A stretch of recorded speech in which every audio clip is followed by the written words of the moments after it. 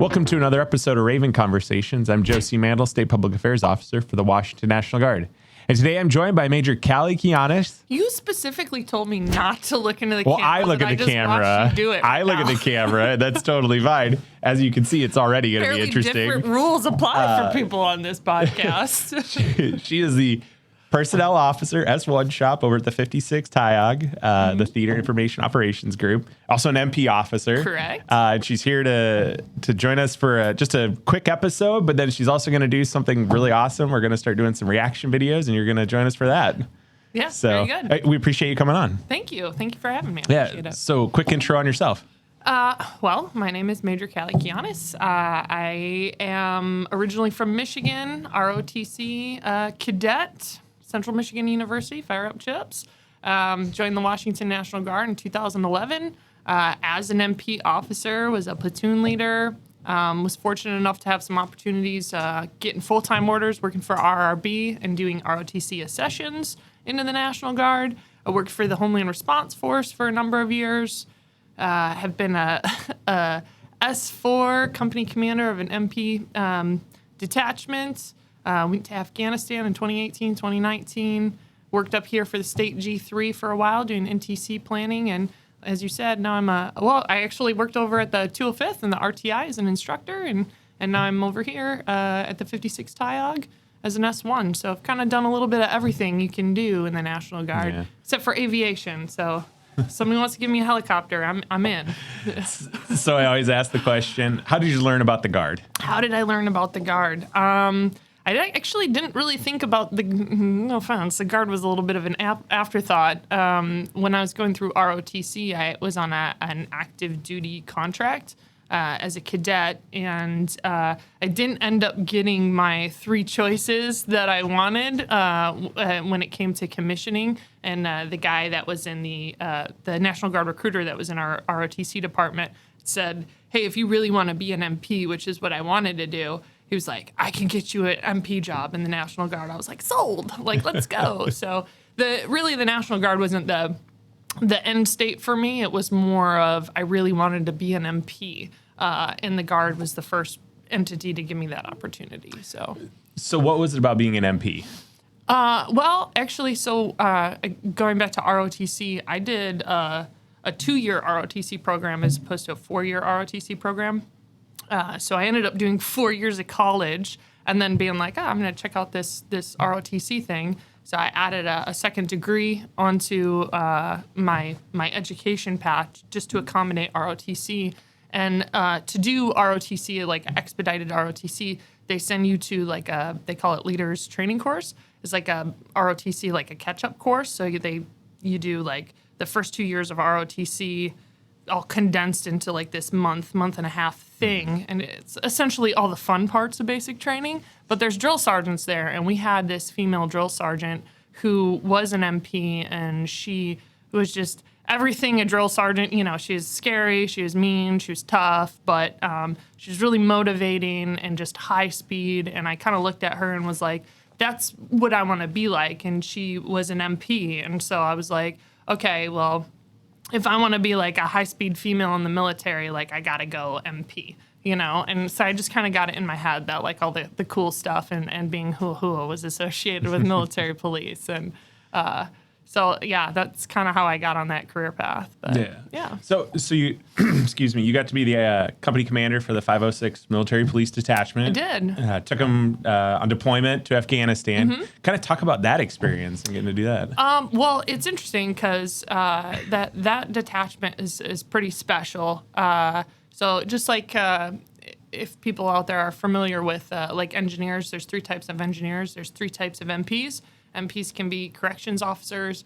There's a combat support MPs, which a lot of people in the military are familiar with because you used to see them a lot in Iraq and Afghanistan, especially in the early parts of the war. They're doing route clearances. They're kind of more in that austere environment, and they look more like traditional soldiers that we think of out in the field. And then you have the law enforcement side of MPs, which are the guys you normally see on post. And in an active duty situation, there are no law and order detachments. They just take those combat support MPs and they give them extra police training, and then they have them do the garrison mission, so like traffic control and any like response to any domestic situations on base, or petty theft from the shop pets, whatever it might be, traffic accidents, stuff like that.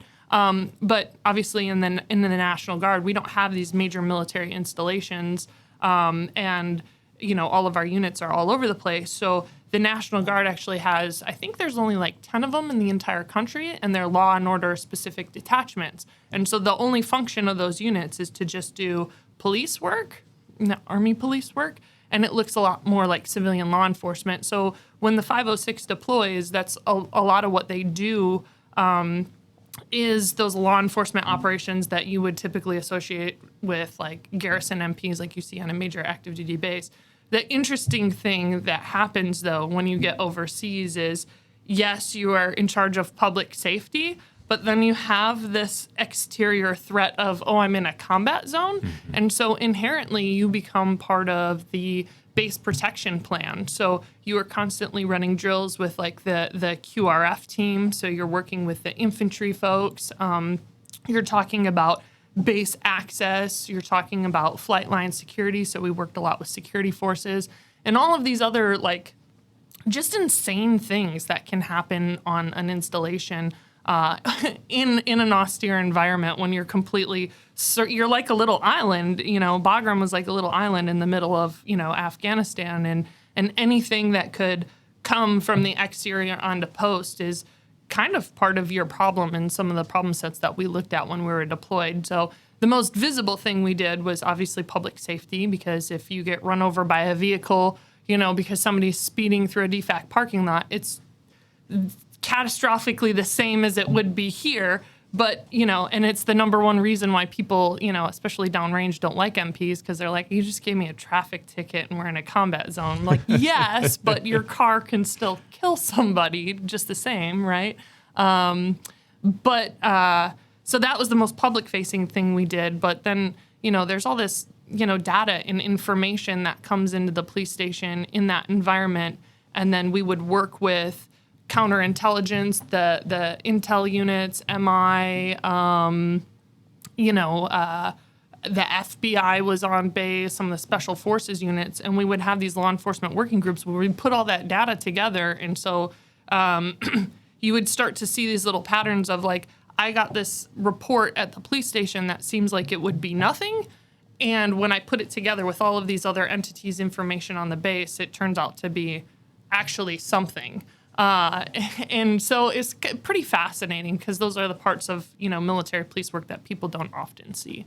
But it was a really rewarding experience and very eye-opening. Yeah. And so you came home, and you've already kind of mentioned it. You have a breadth of experiences in the Guard. Now you're a personnelist. You're an S1 or a 56 TIOG. And for anybody watching, I'm going to tell you some honest truth here. Always make friends with the one shop. Doesn't matter if it's the brigade, battalion, anything, state. They will help you with any kind of packet, any kind of promotion order, any awards. They are the ones that will set you straight and help you put that stuff together. Because right here, this gal, I will say you and Mr. Reinhardt are probably my favorite people, because I appreciate that. Because truly, at the end of the day, my promotion packet without you guys would have been a mess, because I would have not known where to start. So I appreciate that. Oh, thank you. Yeah. Why did you go to the S1 shop? Why did you go personnel? Well, I mean, obviously, as you progress as an officer in the military in general, your career starts to divert into, you get opportunities to do things following your branch, and then, inevitably all of us end up on a staff somewhere, and so, I knew I probably wasn't ready yet to be an S3 or an AO or an XO of a battalion, and some options were provided to me about, hey, do you want to kind of go a logistics career path, or do you want to kind of do more of a personnel things? And there were two MSCs that were looking for either a logistics officer or a personnel officer, and I had just been working over at recruiting doing retention. I was the state retention OIC for about 2.5 years. And so I kind of felt like I had a little bit more of a pathway into understanding some of the nuances of personnel readiness. And so I kind of chose to go over to the 56 and be the S1. And that experience was pretty beneficial, but it's kind of just tip of the iceberg because, with personnel readiness and administrative readiness, I mean, there's so many rabbit holes you can get down. And you're absolutely right. Like your S1, I mean, especially in this state, we are so fortunate. There's like just so many really quality subject matter experts floating around out there in the 42 world that, you go to pretty much anyone S1 in this state, and they're going to be able to help you out with any minutia problem that you have, to include, getting promoted. I have pay issues, special pay issues, incentives issues, what have you. Like, we're so lucky. There's such a solid core of like human resources people out here in the state. Yeah. So advice for younger guardsmen who are looking to get into the S1 world, or even just career advice in general. Career advice in general. I don't know about the S1 because again, I'm just an MP. Like I'm figuring it out as I go along too. But I would say like just career advice in general. Be inquisitive and be open to, like, I used to be so allergic to staff work, and it come to find out that like I have a very strong skill set toward being a good staff officer, and also not being afraid to speak up if you feel like you have something to contribute to the conversation. I think diversity of thought is always welcome, and don't be afraid to have conversations and say, not only here's what I think, but here's what I would like to do with my career in the future. And oh gosh, I don't really feel like that's good advice. Hold on. There's better advice.